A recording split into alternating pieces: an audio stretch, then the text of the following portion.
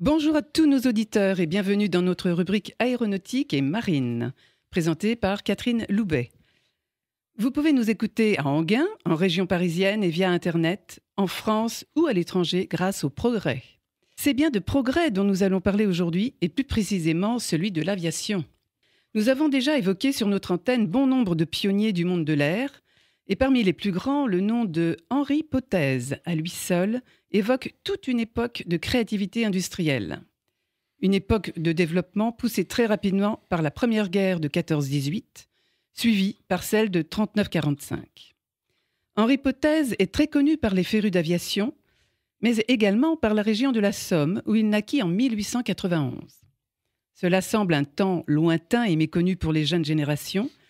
Cependant, c'est bien grâce à cette part de génie, de foi et d'enthousiasme en l'avenir de l'aéronautique que des hommes et des femmes ont pu trouver du travail dans les usines et les sociétés qu'il a créées.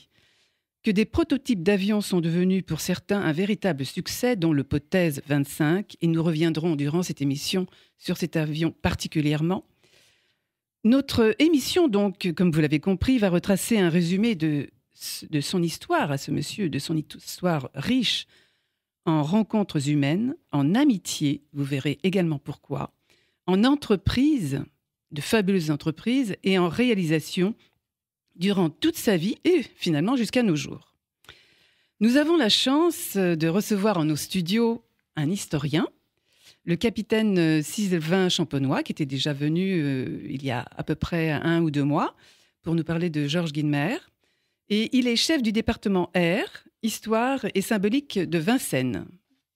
Bonjour, monsieur Sylvain Champenois, oui. Capitaine ou monsieur Sylvain Champenois. Oui. Bonjour madame, merci de l'invitation. Nous vous remercions également de venir sur les ondes de IDFM Radio Enghien. Vous venez également de coécrire avec, si je ne me trompe pas, monsieur Stéphane de Milly, qui est député de la Somme et maire de la ville d'Albert, un livre publié aux éditions Privat intitulé justement Henri Potez, une aventure industrielle, et dont la préface est de Roland Potez, le petit-fils de Henri Potez. Personnellement, je l'ai lu, ce livre. C'est vraiment un très bel hommage que vous rendez à monsieur Henri Potez. Et y a-t-il une raison particulière, ou plus particulière, disons? Oui, tout à fait. Alors, il y a plusieurs raisons. Il y avait la volonté de l'homme politique, monsieur Dimilly, qui est maire de la ville d'Albert, de rendre hommage à un de ses prédécesseurs.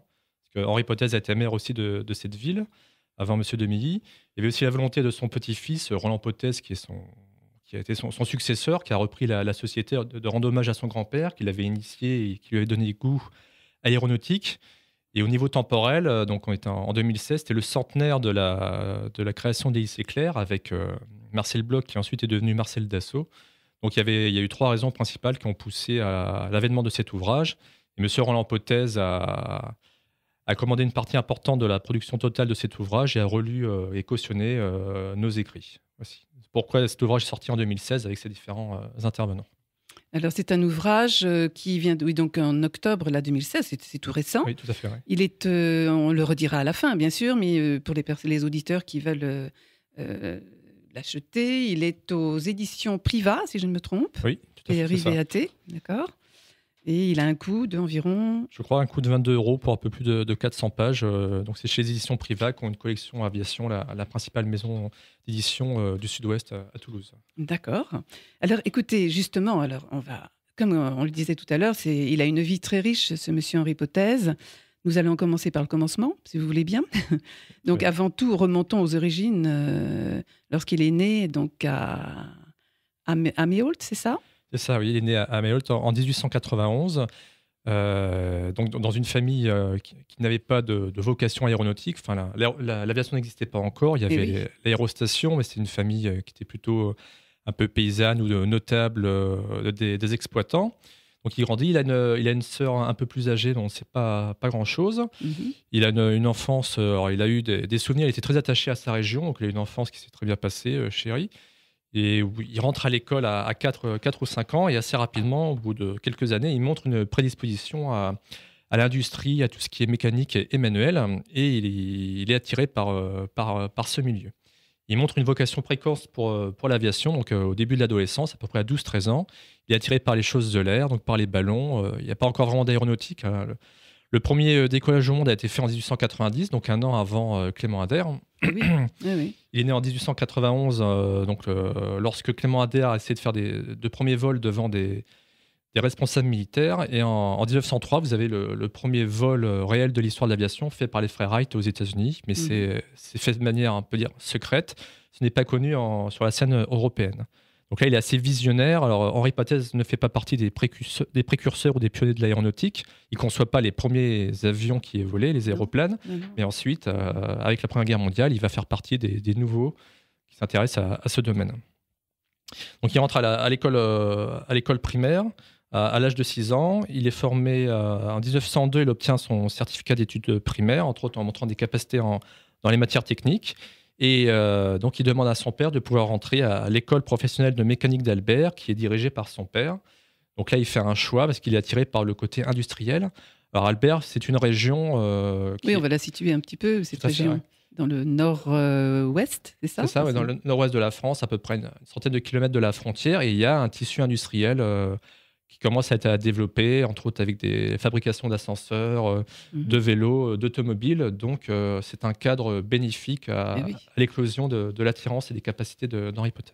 Il rentre à cette école en 1902 et au bout de 2 ans, c'est la fin de sa formation à l'école professionnelle de mécanique d'Albert. Il a un premier socle de connaissances techniques. Il a essayé aussi de faire un peu des dessins industriels. Donc là, c'est un jeune adolescent. Et là, son intérêt pour l'aéronautique se développe. Et l'année d'après, en 1905, donc il n'a que 14 ans, il dessine son premier avion, enfin un aéroplane à l'époque. C'est à partir de 1911 qu'on va employer le terme avion, pour rendre hommage à Clément Ader. Et il demande à un menuisier de l'entreprise de construire les ailes de cet appareil. Voilà. Donc les ailes sont construites, mais il ne le teste pas encore. Oui, donc il était vraiment déjà un inventeur. Oui, c'est ça, un inventeur. Alors, comme certains inventeurs, souvent c'est un peu dans le sang, ils sont précoces, ils sont attirés par ceci, par un domaine, et ils essaient de réussir par tous les moyens, légaux, en mettant leur passion. Il faut de la persévérance, de la passion pour pouvoir aider des rencontres et aussi de la chance pour pouvoir percer dans ce milieu comme dans d'autres. Oui, parce qu'il avait déjà son père, lui, déjà, qui était déjà dans un domaine technique, déjà. Oui, il a eu cette chance aussi. Tout à fait, dans un domaine technique, qui va aussi des responsabilités politiques et aussi pédagogiques en dirigeant une école. Donc, c'est un faisceau d'éléments qui vont participer à l'éclosion de Potez. Alors après, donc, ce prototype, si on peut dire, en bois, là, dont vous parliez, qu'a-t-il fait après ? Voilà, c'était un appareil en bois et en toile, hein, comme à l'époque, il n'y avait pas encore très peu de métal. Et à l'âge de 15 ans, donc, il décide de quitter le cocon familial. Et donc, il fait un choix de partir volontairement. Alors, ce n'est pas vis-à-vis de ses parents, mais c'est pour pouvoir augmenter ses capacités de réussite dans le domaine industriel et technique. Et à l'âge de 15 ans, il demande à ses parents l'autorisation d'aller à Paris pour entrer à l'école du Vigneault de Lanneau, voilà, qui est une école réputée pour préparer à l'intégration d'écoles techniques. Qui existe encore ? Alors, cette école, je crois, n'existe plus sous ce terme. Alors, peut-être qu'elle a été pérennisée sous un autre terme, mais il ne me semble pas. D'accord. Donc là, il continue donc, des études. Il a... Qu'est-ce qu'il a fait justement là après ? Alors là, c'est un peu la découverte de la vie parisienne, des amitiés. Et en 1906, c'est le premier vol officiel de l'histoire de l'aviation qui est fait par le Brésilien Alberto Santos Dumont sur la pelouse de Bagatelle en octobre, en novembre. Alors c'est des décollages plus que des vols, hein, c'est des bonds de 60 et 200 mètres. Et donc, je ne pense pas qu'Henri Potez y a assisté, mais il est dans un climat, y compris avec les revues, les journaux qui s'intéressent à ce domaine. Oui, c'est l'effervescence, là, ça commence. Oui, tout à fait, c'est ça. Et il passe 3 années dans cette école où il est un bon élève. Et donc, ça nous amène à 1908-1909. Et 1908, c'est le premier kilomètre officiel, c'est le premier vol d'un kilomètre en circuit fermé qui a lieu le 13 janvier par Henri Farman. Donc pour la France, c'est le premier vol officiel parce qu'il a été fait devant des journalistes, comme pour les vols de Santos Dumont. Et en fin 1908, vous avez un des 2 frères Wright qui viennent en France parce qu'ils comprennent qu'ils ne pourront pas vendre d'appareils et ils ne pourront pas concurrencer les Européens s'ils ne viennent pas sur leur terre. Alors là, Wilbur Wright, c'est l'aîné des 2 par rapport à Orville, fait des vols 1908-1909. Et en 1909, c'est le premier exploit international de l'aviation, Louis Blériot, qui traverse la Manche, voilà, 40 km au mois de juillet. Donc, c'est surtout sa dimension symbolique qui est très importante. Grâce à la maîtrise de la technique, on réussit à vaincre la Manche. Et donc, certains journaux à l'époque avaient titré «L'Angleterre n'est plus une île». Plus une île, oui. Voilà, c'est le premier grand exploit et l'été 1909, c'est le premier meeting international de l'aviation à Béthigny, près de Reims. Vous avez près de 500 000 personnes qui assistent pendant une semaine à des compétitions. Le président de la République s'y rend, donc c'est une première. Et là, l'aviation rentre dans les mœurs des gens. Et Henri Potez aussi y participe. Et il n'y avait pas également, est-ce que c'est la même époque qu'il y a eu donc au Grand Palais les expositions pour l'aéronautique déjà? Tout à fait, ouais, c'est ça, oui, oui. Alors, la première exposition aérienne a lieu en 1908. Oui, c'est ça. Hein. Et c'est une succursale du salon de l'automobile. Oui, et voilà. c'est ça. Et là, donc c'est au Grand Palais. Et l'année d'après, en 1909, c'est le premier salon de l'aérostation et de l'aéronautique sous les voûtes du Grand Palais. Et à l'époque, c'était chaque année. Jusqu'aux années 30 à peu près. Dans les années 50, par rapport à la dimension des appareils, on les a déplacés au Bourget. Et donc, c'est le salon du Bourget qui s'est pérennisé jusqu'à aujourd'hui. Tous les 2 ans. Voilà, tous les 2 ans, les années impaires. Voilà. D'accord. Alors, revenons en 1908-1909. Voilà. Alors, en 1909, donc, c'est la fin de sa formation à l'école du Vigneault de Lanneau. Et Henri Potez décide d'intégrer l'école centrale des arts et des manufactures parce qu'il veut être ingénieur de haut niveau. D'accord. Alors, il essaye en 1909, donc il n'intègre pas, il est recalé, il persévère, il retravaille. En 1910, l'année d'après, il se présente, mais il est malade. Donc, il veut se présenter, mais il ne peut pas passer les épreuves. Donc là, de nouveau, c'est un deuxième échec. Et il essaie de bénéficier un peu de sa rémission de maladie et il crée son premier brevet d'invention. Donc, il n'a même pas encore 21 ans, il est mineur. Il le dépose avec Bienvenu Cyril Rouzet, qui était un chauffeur et un des bras droits de son père. Et c'est le brevet de la conception d'un moteur d'automobile ou moteur d'aéronautique. Donc, il n'a pas encore 21 ans, qu'il conçoit déjà un premier brevet qui a été déposé, qu'on peut consulter aujourd'hui sur Internet. Voilà. Et là, donc, comme il n'a pas pu être pris à Centrale, il regarde les autres écoles qui ont un domaine dans l'aéronautique. Et là, c'est une école qui a été créée en 1909, toute récente. Il se présente, il est pris à l'école supérieure d'aéronautique et de construction mécanique. Voilà, c'est la future école Supaéro. Et là, à 20 ans, il intègre cette école et là, ça va changer son destin. Il va pouvoir enfin étudier dans le domaine particulier de l'aéronautique.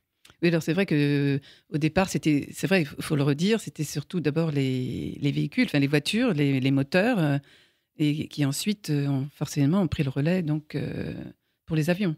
C'est ça, oui, c'est pour l'industrie mécanique. C'était des bases, si on peut dire.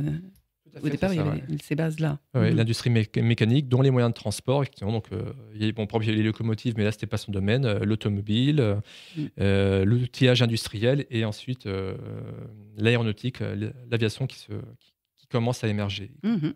Alors, donc, il invente, il crée. Et donc là, ça y est, maintenant, il commence vraiment, il a déjà une belle perspective. Son service militaire, l'a-t-il fait?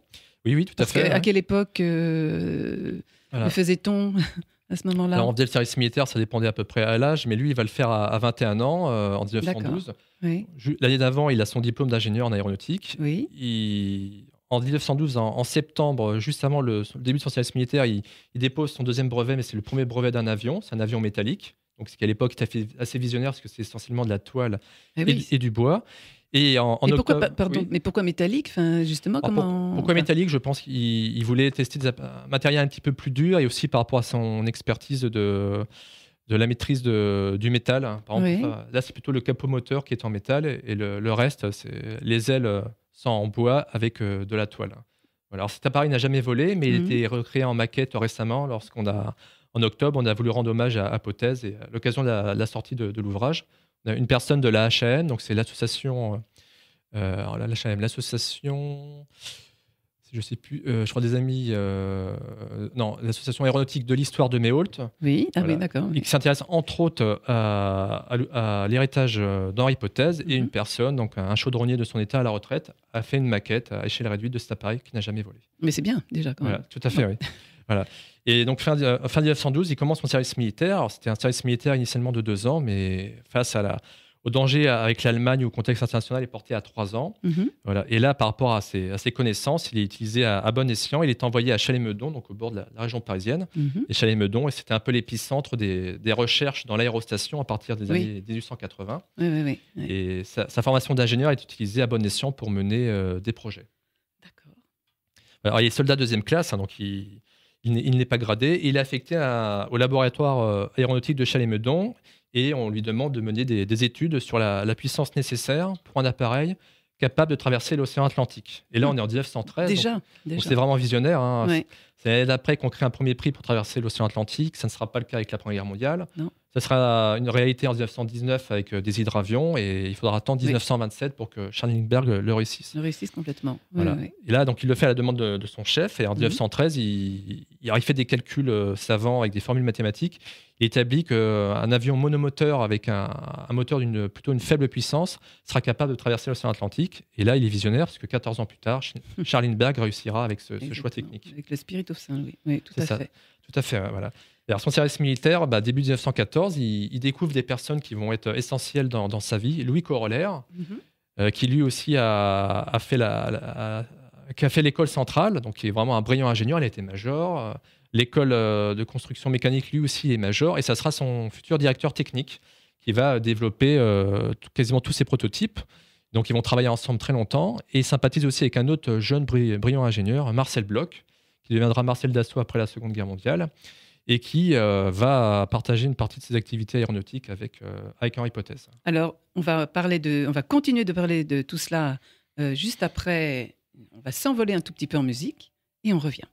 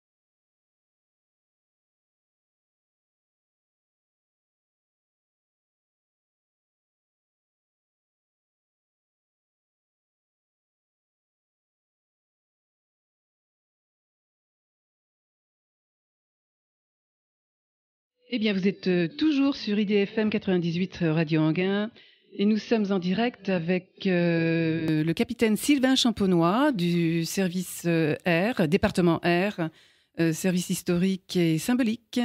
Et nous sommes avec donc monsieur Henri Potez, un grand industriel de l'aéronautique. Capitaine Champonois, nous en étions tout à l'heure à la vie d'Henri Potez et nous en étions donc lorsqu'il effectuait son service militaire à Chalais-Meudon et lorsqu'il commençait à rencontrer ses futurs collègues, entre autres Louis Corollaire, Marcel Bloch à l'époque qui est devenu Marcel Dassault, et puis bien d'autres, et cette passion donc déjà pour ces inventions déjà qu'il commençait à créer. Oui, tout à fait. Là, on est en 1914 et à l'été 14, donc c'est la Première Guerre mondiale qui éclate. Et Henri Potez, donc, c'était son service militaire, mais il est mobilisé. Il n'est pas envoyé combattre sur le front. On le garde comme technicien. Et ces 4 années de guerre vont lui permettre de montrer ses capacités et de tester des innovations, des constructions. Et il va se réaliser et son nom va commencer à se détacher. Parce que lui, tous les deux, tous les deux. En fait, Marcel Bloch n'a pas pu non plus partir finalement sur le front, et lui non plus, parce qu'on avait vraiment besoin d'eux, techniquement parlant. Oui, tout à fait, parce qu'à l'été 14, l'aéronautique, la production industrielle est totalement artisanale. On a à peu près 150 avions dans l'état des forces. Et au bout de quelques mois, on s'aperçoit que l'aéronautique, qui était un peu décriée, entre autres par l'armée de terre, a des capacités, entre autres pour l'observation, peut rendre service. Et on pensait au début que ce serait une guerre courte. Après, au bout de quelques mois, on comprend qu'elle va durer.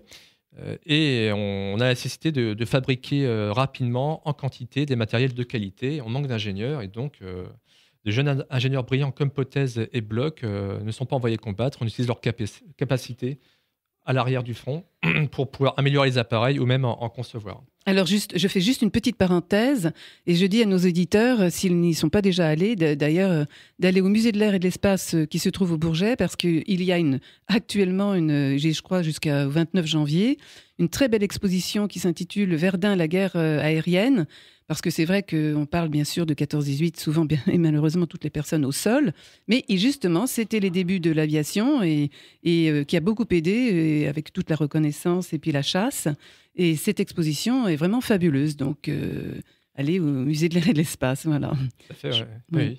C'est une exposition temporaire dans un des plus beaux musées au monde, surtout pour la richesse de ses collections pour les débuts ou la Première Guerre mondiale. Et donc, cette exposition montre les missions dont vous avez parlé, la chasse, la reconnaissance, aussi le bombardement avec des objets d'époque. Voilà.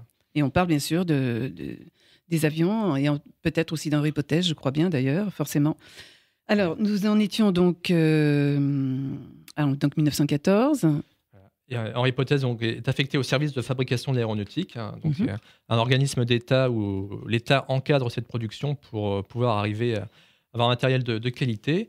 Et en 1915, il est détaché spécial, c'est le terme. Il est envoyé aux usines de Louis Blériot et aussi aux usines des frères Caudron. Et là, il découvre des usines assez importantes. Par exemple, il va à Lyon-Villeurbanne, où c'est une usine qui fabrique à peu près 1000 appareils durant le conflit. Et là, on voit que les dimensions ne sont pas les mêmes. Il sympathise avec les frères Caudron, plus particulièrement avec René, qui essaie de l'avoir à son service. Et là, il comprend l'importance que peut avoir l'aéronautique et la nécessité, la difficulté aussi d'avoir des matériels vraiment de qualité. Il va tester des appareils et sa mission est de faire le lien entre l'État et le fabricant industriel pour qu'il n'y ait pas de problème, de retard dans la conception, dans la mise en point et dans les essais des appareils. C'est un peu des travaux pratiques en grandeur réelle. Donc, les frères Caudron qui se trouvaient dans la Somme également. Oui, tout à fait, oui, c'est ça. C'était des voisins, ils n'étaient pas très éloignés, ils ne se sont pas connus à cette époque, mais ils ont fait leur premier vol en 1908 et peut-être, sûrement, ça a contribué à la vocation d'Henri Potez. Alors, René Caudron, hélas, meurt accidentellement en 1915 en testant un de ses prototypes, ce qui était interdit. Les concepteurs ne devaient pas tester eux-mêmes leurs appareils. Alors, pour lui, ça va être un choc. Ensuite, il ne va plus travailler pour les frères Caudron. Marcel Bloch le rappelle. Ils ont travaillé ensemble au début de la guerre, effectivement. Et Marcel Bloch s'est aperçu en testant un appareil, le Caudron G3, que cet appareil, que son hélice n'était pas assez puissante. Et là, il voit qu'il y a une niche de développement et il veut concevoir une hélice. Il se souvient qu'Henri Potez, avant la guerre, durant son service militaire, entre autres, avec des formules mathématiques, a essayé de faire des dessins d'hélices assez puissants. Et donc, Marcel Bloch a l'idée et demande à Henri Potez de la matérialiser avec lui. Il crée une société, la Société des hélices éclairs, et ils vont travailler ensemble sur cet appareil. Sur cet appareil. Il a donné le nom donc, à cette hélice, l'hélice éclair. Tout à fait, c'est ça. Et donc, ils sont tout jeunes, et donc ils ont 24-25 ans. Et ils créent la Société d'études aéronautiques. Il le fait avec Marcel Bloch et Monsieur Lévy Finger, qui est plutôt le financier. Il y a un atelier qui est à Suresnes. Et comme ils ne peuvent pas encore concevoir leur propre avion proprement dit, ils vont d'abord construire des SPAD, comme le SPAD 7, qui est un des meilleurs chasseurs de l'époque. Voilà. Et l'État leur accorde une certaine facilité parce qu'ils s'aperçoivent que ces jeunes ingénieurs peuvent rendre de bons services, encore de meilleurs services en concevant leur propre matériel. Donc leur emploi du temps est aménagé et même ils sont détachés pour pouvoir travailler à leur profit, à la conception, à la construction. Et de toute façon, là, il fallait aller vite, il fallait créer rapidement, donc il fallait vraiment des personnes très performantes également. Tout à fait, c'est ça. Et là, ils travaillent... presque jour et nuit. Presque jour et nuit. Hein. Donc là, dans la journée, ils travaillent plutôt pour l'État. Oui. Le soir, ils se retrouvent, Bloch, Potez et Corollaire. Là, ils travaillent à peu près jusqu'à minuit. Et ils passent l'intégralité de leur week-end à travailler sur leur appareil. Et en 1917, c'est la construction... fin 1916, la construction du premier SEA-1. Donc le SEA, c'est Société d'études aéronautiques, c'est leur premier avion, donc un monoteur biplan comme la majorité des appareils de l'époque. Et en 1917, donc ils arrivent à leur quatrième appareil, c'est la construction du SEA-4. Voilà. C'est un appareil qui doit faire de la reconnaissance et du bombardement léger. Il est de bonne capacité et l'État en commande 1000 exemplaires. Donc c'est vraiment un chiffre conséquent. Ils ne sont pas outillés pour pouvoir fabriquer autant. Et là, en 1918, au mois d'août, ils créent une société Anjou Aéronautique avec Bessenot, qui tenait des hangars. Et donc, ils commencent à fabriquer en série cet appareil. Le problème, c'est que c'est pas que la guerre finisse trop tôt, c'est que leur appareil arrive sur leur marché trop tard. Et le 11 novembre 1918, donc c'est le jour de la cessation des hostilités, la fin de la guerre sur le front ouest entre la France et l'Allemagne. Ce jour-là sort le premier exemplaire de série du SEA-4. Voilà. Donc la commande est résiliée. Il y a 115 appareils qui sont fabriqués. Et donc la fin de la guerre marque, c'est la paix, mais c'est la fin des activités aéronautiques en temps de guerre de Potez et de Bloch. Alors que va-t-il se passer ? Alors à la fin de la guerre, donc on pense qu'il n'y aura plus d'autres guerres, où il y a tellement d'appareils qui ont été fabriqués. La France a fabriqué, je crois, 52 000 avions, qu'on a vraiment des productions en magasin très conséquentes. Alors Marcel Bloch, c'est pas qu'il est découragé, mais pour lui, il n'y a plus d'utilité de fabriquer des avions avant plusieurs années. Donc, il quitte temporairement ce domaine. Il pense revenir plus tard. Et lui, Henri Potez, donc, qui est quelqu'un qui est vraiment persévérant, très courageux, on va dire presque entêté, quelqu'un de passionné, lui, veut persévérer dans ce domaine. Il rachète les parts que possédait il Bloch. Continue, lui. Il continue. Oui, c'est ça. Il rachète les parts que possédait Bloch dans la société et il continue dans ce domaine. Et là, comme le domaine militaire est totalement couvert, l'aviation civile, le transport n'existe pas encore réellement. Alors là, il est visionnaire. Il est un des rares fabricants qui pense que le tourisme aérien peut être un domaine en développement. Voilà. Donc là, en région parisienne, il y a une usine. Il crée une société qui sera bientôt centenaire. Il crée la société des aéroplanes Henri Potez le 8 février 1919. Donc il a 27 ans. Et il développe une usine à Aubervilliers en 1919. Voilà. Il développe des appareils monomoteurs, biplans, avec une puissance assez peu conséquente. Avec des passagers, 1, 2, 3, 4 passagers, voilà, c'est ça ? 2 passagers, éventuellement 3 si on se tasse un petit peu. Et c'est du tourisme aérien et éventuellement un peu d'aviation de transport. Mais là, il est concurrencé par des appareils qui sont plus grands. Souvent, on va prendre des bombardiers de la fin de la guerre, on retire les bombes, à la place, on les transforme. C'est ça, on met des passagers, on met du fret, essentiellement du courrier aérien, ce qui va participer entre autres au développement de l'aérospatial. De l'aéropostale. L'aéropostale, excusez-moi. Ça, c'est pas grave. Voilà, c'est ça. Après, il y a le spatial. Oui, tout à fait, plus tard, dans les années 70. Voilà. Et donc, il émerge et en début des années 20, en région parisienne, il n'est pas trop satisfait parce que son usine est vraiment petite. Et son père, qui est vieillissant, voudrait que son fils s'établisse à Méholt. Par attachement affectif et aussi donc cette région était sinistrée, était sur le front, il y a eu beaucoup de destruction et il voudrait qu'il participe au développement économique de la région. Voilà. Alors, c'est un peu un aménagement territorial avant l'heure, ce qui n'existait pas à l'époque. Et Henri Potez donc, se rend à Méholt et en fin 1922 et il décide de construire une usine, donc à partir de rien, parce que la zone a été dévastée, il n'a pas d'usine aéronautique et l'outillage industriel existe, mais n'est pas dans ce domaine. Voilà, donc cette usine en 2 ans est montée et fin 1924, effectivement, il y a une usine, deux grands hangars à Méholt. Et là, il y a la nécessité d'avoir des ouvriers spécialisés, ce qui n'est pas le cas. En partie, c'était des personnes qui travaillaient dans l'agriculture. Donc, il les forme, il embauche. Schématiquement, en gros, il passe presque des betteraves à l'aéronautique. Il doit les former, les sélectionner. Il garde assez peu de personnes de la région parisienne. Et là, c'est le début en 24. Voilà. Une grande entreprise. Tout à fait. Et cette usine est en partie mise en place pour la création du Potez 25. Alors justement, ce Potez 25, on va peut-être en parler maintenant, si vous voulez bien. Le Potez 25 qui est un biplan, mais par contre, apparemment, il n'a pas les 2 ailes de la même longueur. C'est ça ? C'est ça, oui. Je crois un esquiplan, c'est ça ? Je crois que le terme technique, c'est esquiplan, c'est quand l'aile d'en dessous, l'aile inférieure, est plus petite que l'aile supérieure. Et quelles sont ses caractéristiques ? Parce que je crois que vous êtes allé justement au Musée de l'air et de l'espace, et plus exactement aux ateliers qui se trouvent à Duny, et où justement il y a une réplique. On essaye de recréer cet avion. Tout à fait, oui, c'est ça. Donc j'étais au Musée de l'air où j'étais très bien reçu. Alors, je remercie, même s'il ne veut pas être nommé par modestie, mais je remercie M. Laurent Rabier, qui est le responsable des avions. Et donc, j'ai pu voir cet appareil. Alors, ce n'est pas un appareil d'époque, c'est un appareil qui a été reconstitué à partir des années 90 par des anciens des PTT. Oui, parce qu'on n'a pas retrouvé de plan. Il n'y a aucun plan. Voilà, alors oui, paradoxalement, c'est l'appareil français qui a été le plus fabriqué de l'histoire de l'aéronautique, à 7000 exemplaires, dont 3000 à l'étranger. Oui. Et on n'a pas la totalité des plans. Donc, c'est une recréation. On a voulu recréer l'avion de Guillaumet de 1925. Et avec des plans partiels à partir de photographies. Alors, c'est une représentation avec des hypothèses, parce que par exemple, on n'a pas d'idée de l'aménagement intérieur. Voilà. Et au départ, c'était un projet pédagogique. Alors, cet appareil n'est pas totalement entoilé pour qu'on puisse voir en partie la structure en bois de l'appareil.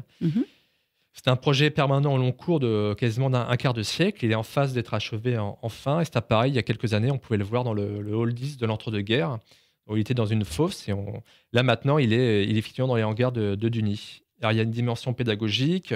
Ça permet aussi des transmissions de connaissances et de techniques. C'est un support de cours grandeur réelle, avec des travaux pratiques faits avec des jeunes qui vont être spécialisés dans ce domaine. Oui. Voilà. Et c'est difficile de faire un travail artisanal aujourd'hui avec des technologies contemporaines. Alors, il faut fabriquer les structures, le bâtimoteur, et ils ont contacté jusqu'à la Nouvelle-Zélande pour pouvoir faire les haubans. Et cet appareil devrait être, je pense, dans 1 ou dans 2 ans, exposé. Alors justement, c'est la question que j'allais vous poser. Dans environ 1 ou 2 ans, on pourra le voir au Musée de l'air et de l'espace. Alors, si tout va bien. Mais le problème, c'est qu'ils ont plusieurs projets en même temps. Et par exemple, le 11 novembre 2018, ça sera l'ouverture de l'entrée originelle de l'aérogare, qui datait des années 30. Et oui. Donc, pour ces équipes techniques, il faut courir en permanence différents projets. Bien sûr, non, c'est vrai. Mais par contre, là, on en parle parce que, entre autres, le Potez 25, c'est celui avec lequel Henri Guillaumet, pour ceux qui connaissent, évidemment, en juin 1930, il était parti, toujours pour faire passer le courrier, bien sûr, cette fameuse aéropostale. Mais il était parti par un temps déjà pas très clément, et dans la cordillère des Andes, à plus de 6500 mètres d'altitude, au bout d'un moment, il a dû se poser, il a même fait un crash. Et en fait, comme il est resté 7 jours, 6 nuits à peu près, c'est ça, à essayer de revenir, mais on croyait même qu'il était perdu. C'est assez connu, et il avait dit, c'est là, je crois, il avait dit, ce que j'ai fait, aucune bête ne l'aurait fait. Mais ce Potez 25... après, il a été exporté énormément sur le plan national, international, bien sûr. C'est ça qui compte. Mais pour revenir aussi parce qu'on va continuer, juste, et puis après, on refera une petite pause musicale. Donc, les avions de tourisme, il a commencé, il a essayé, il y en a certains qui ont vu le jour. Il a continué d'autres réalisations. Oui, il a impulsé, et entre autres, il y a le Potez 36, qui est un de ses avions emblématiques, qui fabriquait à peu près 200 exemplaires. Henri Potez voulait créer de nouveaux créneaux par une pratique aérienne pour avoir des clients. Et donc, c'était des appareils, alors là, c'est en partie des appareils biplan ou monoplan à aile haute, avec une cabine qui peut accueillir 2 personnes, donc un pilote et un passager. Et il a développé une série d'aéroclubs ou des aéroclubs ateliers qui servaient d'étape pour les personnes qui auraient utilisé ces appareils. Alors après, on va passer à la Seconde Guerre, et puis les épreuves, enfin toutes les épreuves qu'il y a eu. On fait juste une pause musicale et on reprend.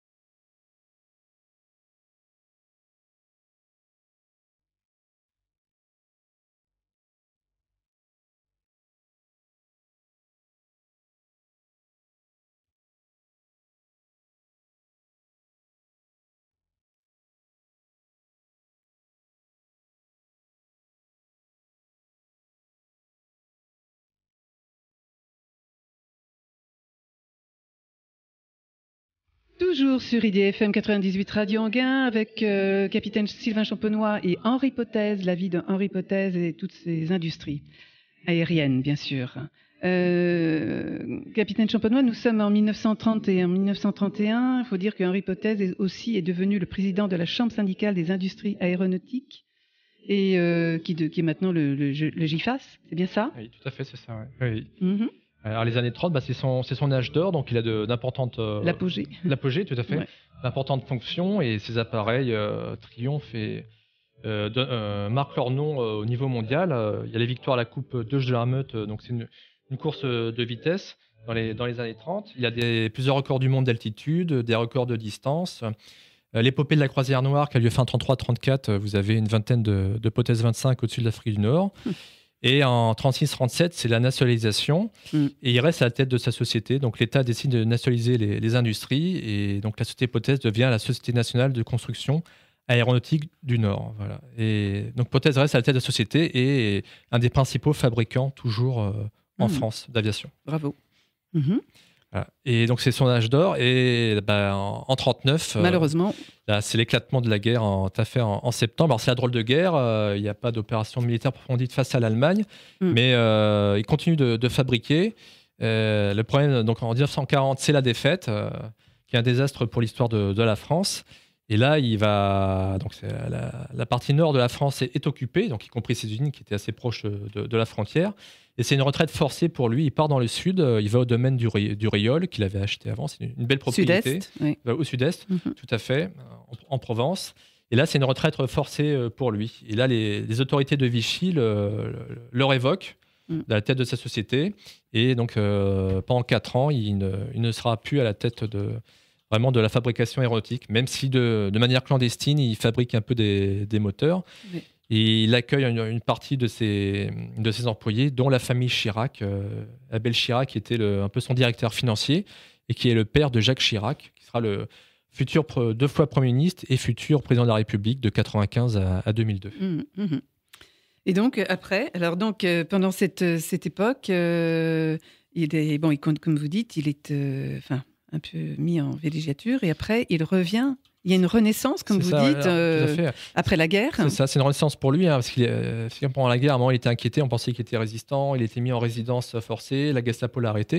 Là, pour lui, c'est la renaissance, alors qu'il est plus tout jeune. Il est comme Marcel Bloch, qui a été envoyé en camp de concentration et qui a survécu. Ils ont une 50aine d'années, et leur persévérance, leur courage, leur obstination leur permet de revenir dans l'aéronautique.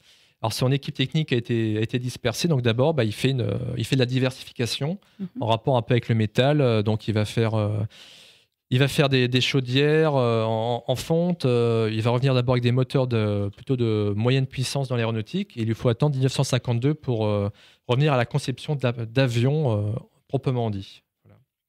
Et là, il va essayer de percer avec le Potez 75. Donc, c'est un appareil pour faire de la contre-guérilla.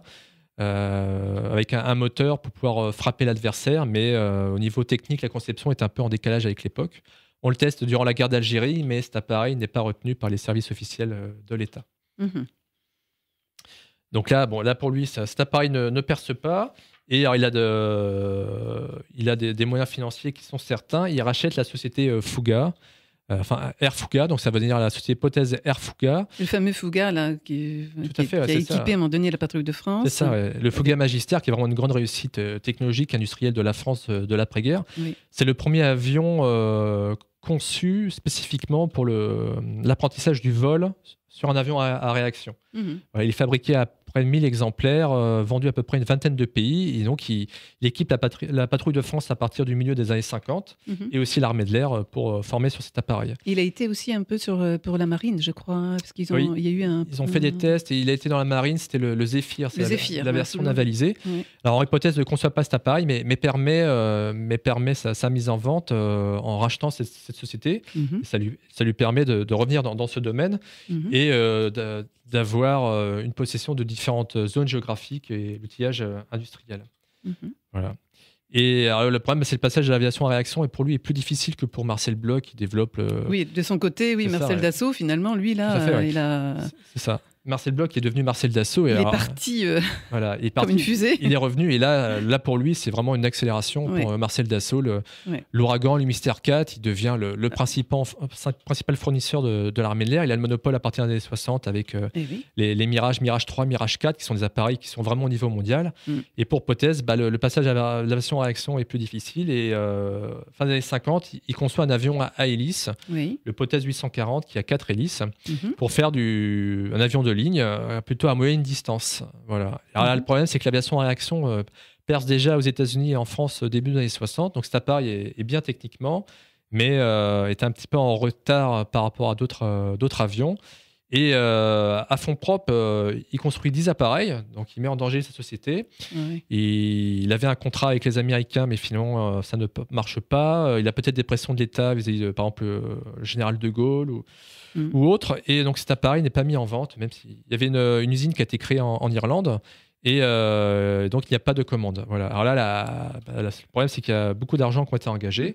La société est menacée. Et en 67-68, Henri Potez, hélas, est obligé de vendre une partie de ses sites, donc le site d'Argenteuil à Dassault, Toulouse-Blagnac à Sud Aviation.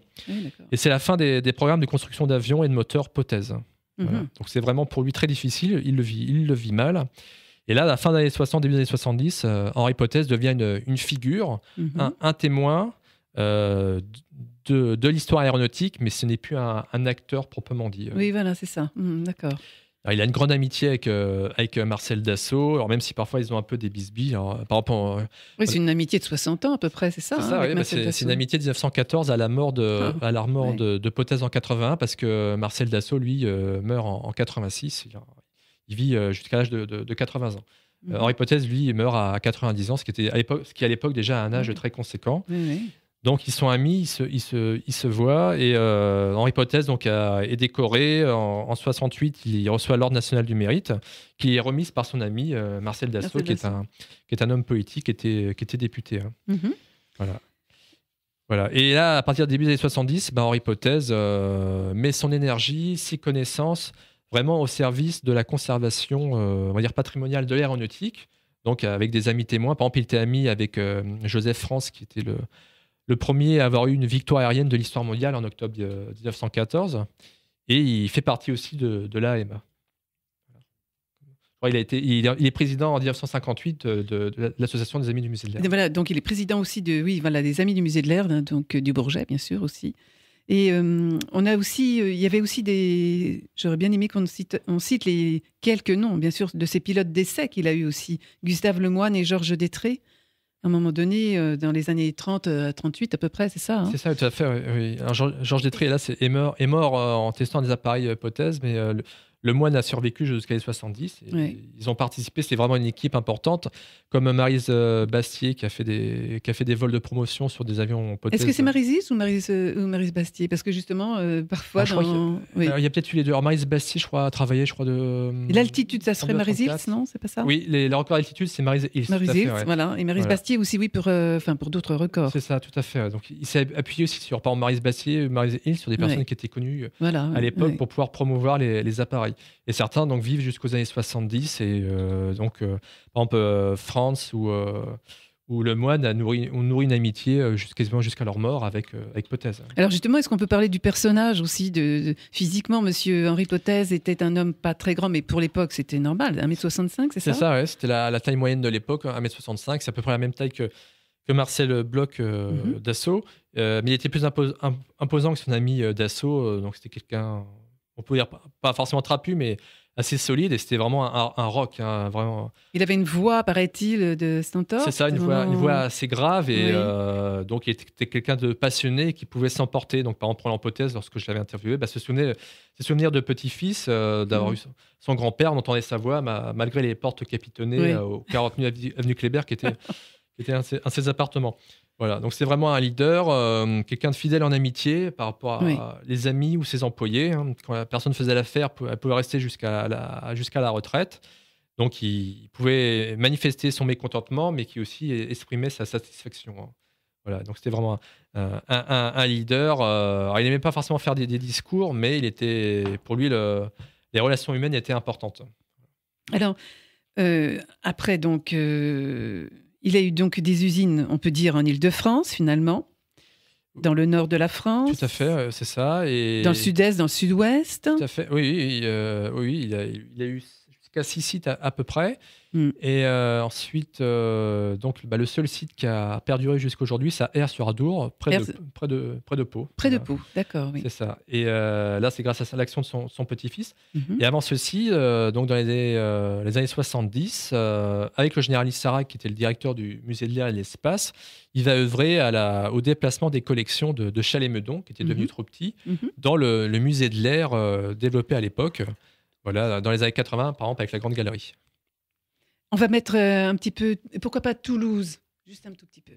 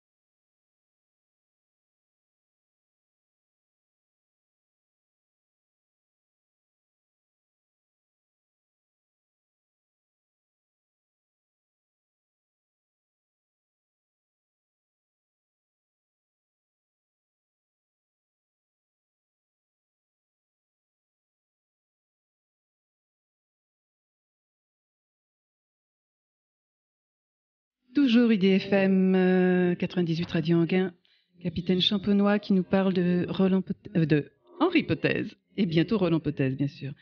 Henri Potez, nous arrivons bientôt maintenant à la fin de sa vie, en 1981, c'est ça, à Paris? C'est ça, tout à fait, oui. Il décède le 9 novembre 1981. Les autorités assistent à son enterrement. Et donc, il est enterré à Albert. On peut voir encore sa tombe aujourd'hui. Mhm.